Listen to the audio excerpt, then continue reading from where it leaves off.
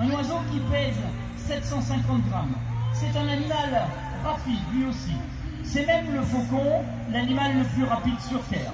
Aucun être vivant n'est capable d'aller plus vite que lui sur la planète. En battant des ailes, il est capable de voler à environ 120 km/h. Il peut monter aussi très haut dans le ciel et descendre en piqué sur sa proie. À ces moments-là, il atteindra une vitesse d'environ 250 km/h. Quand il passe devant vous, vous pouvez voir que sur sa tête, il a un petit chapeau de cuir. Ce petit chapeau de cuir, c'est un chaperon, un accessoire qui servait au Moyen-Âge quand on n'élevait pas les animaux en captivité. Aujourd'hui, on n'a plus le droit de prélever des animaux dans la nature. Tous les oiseaux que vous voyez aujourd'hui sont nés en captivité. Au Moyen-Âge, ce n'était pas comme ça. Quand on voulait chasser avec un oiseau, il suffisait de le capturer dans la nature.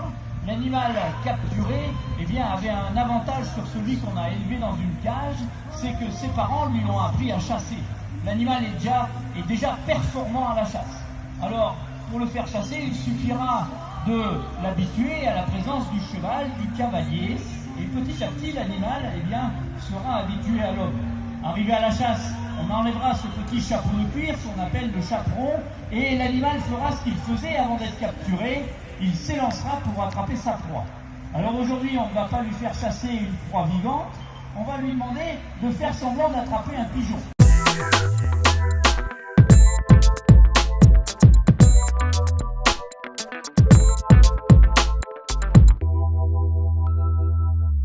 Par un oiseau adulte qui a 8 ans, c'est une femelle, elle pèse environ 1 kg. Cet oiseau va s'élancer, monter un petit peu en hauteur, prendre de la distance, chercher à chaque fois un angle qui lui permettra de faire une bonne attaque sur le jouet que je lui présente. Et ensuite, je vais l'appeler et elle va faire une attaque qui lui permettra de se saisir de sa proie. Tchip ! Elle choisit son angle par rapport au vent. Elle se centre. Hop là. Bon. Elle l'a tapé quand même, j'étais un petit peu en avance sur elle, mais vous pouvez l'applaudir très fort. Dans certains pays, le loup et le renard. Vous avez tous peut-être vu déjà des reportages à la télé, au Kazakhstan, au Kyrgyzstan. On utilise cet animal pour chasser les loups. En effet, cet oiseau a des griffes tellement puissantes qu'il est capable d'attraper la tête de sa proie et de la perforer grâce à ses griffes qui peuvent mesurer jusqu'à plus de 6 cm de longueur.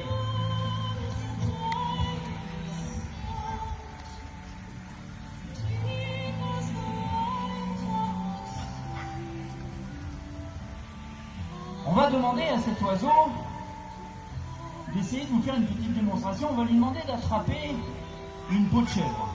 Une peau de chèvre qui va être traînée derrière le cheval. Et normalement, vous devriez voir une belle poursuite. Allez, on y va.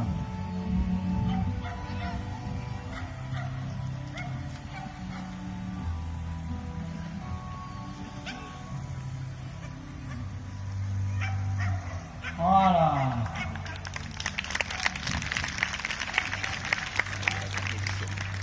Alors, ce qui est difficile avec cet oiseau, quand c'est sur place, c'est le piaffer.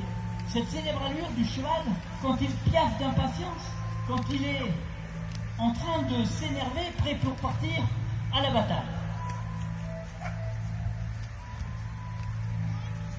Une fois que le cheval est dans de bonnes conditions physiques, qu'il est bien échauffé, le cavalier sur son dos n'aura plus qu'à lui demander de se porter au devant d'un adversaire. L'animal pourra tourner autour du piéton sur le champ de bataille. On le met au galop, l'allure la plus rapide de l'animal, et si Hélène, au lieu d'avoir une badine, comme elle a maintenant, pour faire travailler le cheval, si elle avait une épée, elle pourrait très facilement me donner un coup sur la tête. J'aurais beau chercher à fuir en courant, le cheval va toujours plus vite que moi. Si je pars dans l'autre sens, le cheval tourne et de nouveau vient m'enfermer dans un cercle. Le cheval peut tourner très serré autour de moi. Le cavalier peut pratiquement poser sa tête sur ma tête. S'il a une hache à la main, une épée, une masse d'armes, le piéton est une proie vulnérable. Le cheval peut aussi se déplacer en marche arrière, car sur le champ de bataille, les piétons sont nombreux. Le cheval va s'approcher du piéton, on pourra le guider dans cette marche arrière. L'animal va calculer tout seul pour venir se mettre sur le piéton. On peut même rajouter un petit détail historique. Le roi Louis XIII ne voulait pas monter aucune autre monture que ces petits chevaux espagnols. Il leur trouvait un confort inégalé. Ce cheval élégant permettait au seigneur de se déplacer jusqu'au champ de bataille. C'était le palefroid, cet animal. Un cheval élégant et confortable. Avec ce cheval, on va pouvoir faire du dressage, on va pouvoir se déplacer confortablement, installé sur son dos. C'est ce que vous fait voir maintenant, Hélène.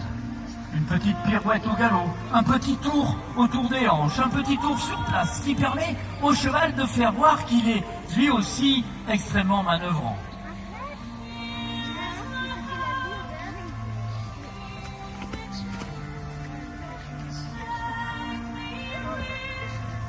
Il est joyeux, il saute un petit peu en l'air. Les deux chevaux que vous avez devant vous sont des étalons, des chevaux capables de se reproduire. Et depuis ce matin, ils sentent les autres chevaux qui sont là-bas, en haut, les ânes, les animer de bonne humeur. Arrivé en volant, maintenant, il vient se poser sur la croupe du cheval. Mais ce prédateur est un petit peu particulier. C'est un oiseau qui, lui, en général, plutôt que de se déplacer en volant, il va choisir de courir sur le sol. Tu viens, Punky? Punky, crac, crac. Il va courir sur le sol, il est même capable de courir assez vite. Bon, là, il y a beaucoup de chemin à faire. Hop. Et quand il court sur le sol comme ça, il vit dans le désert, cet oiseau. Il est sur le sable. Qu'il court sur le sable, il va chercher ses proies, son repas. Son repas, ce sera souvent, Punky, ce sera souvent un serpent ou un lézard. L'animal court très vite, le serpent n'est pas très discret et l'animal arrive à s'en saisir rapidement avec ses grandes pattes.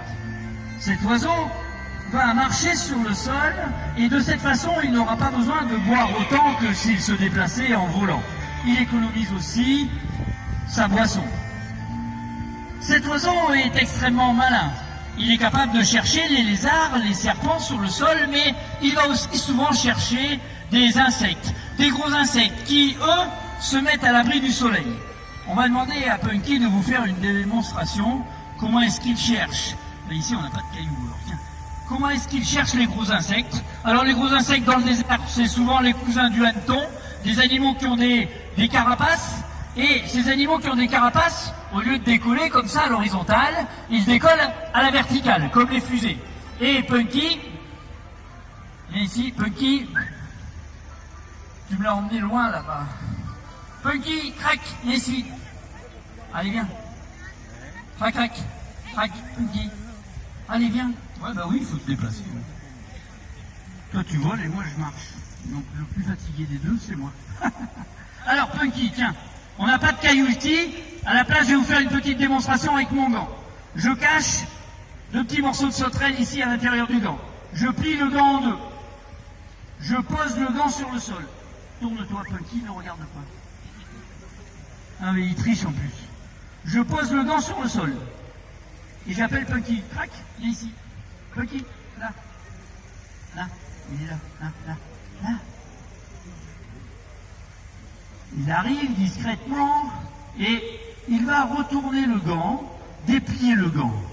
Quand il aura déplié le gant, t'as triché un peu là. Non, bah oui, tu peux aller. On recommence. Tu fais bien comme il faut. Non. Il triche. On va se mettre à un endroit bien plat. Là, hop, Punky, viens ici. Allez, et tu t'appliques comme il faut ce coup-ci. Comme il faut. Voilà, là vous pouvez l'applaudir très fort. Il a déplié le gant. Et hop. Voilà, notre ami Oscan, le pur sang espagnol, qui vous fait voir une attitude difficile pour lui. Il doit marcher debout, conserver son équilibre et ne pas écraser sa maîtresse qui est juste à côté de lui, à ses pieds.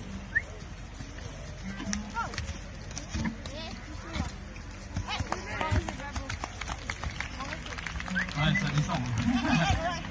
Allez, un dernier applaudissement, vous pouvez y aller parce qu'il a transpiré, les mouches l'embêtent. et il vous fait voir qu'il...